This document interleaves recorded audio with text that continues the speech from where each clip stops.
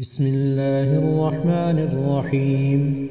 إن الذين توفاهم الملائكة ظالمي أنفسهم قالوا فيم كنتم قالوا كنا مستضعفين في الأرض قالوا ألم تكن أرض الله واسعة فتهاجروا فيها فأولئك مأواهم جهنم وساءت مصيرا إلا المستضعفين من الرجال والنساء والولدان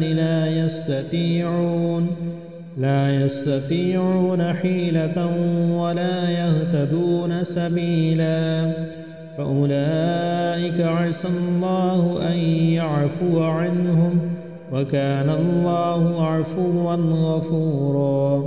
ومن يهاجر في سبيل الله يجد في الأرض مراغما كثيرا وسعة ومن يخرج من بيته مهاجرا إلى الله ورسوله ثم يدركه الموت فقد وقع أجره على الله وكان الله غفورا رحيما.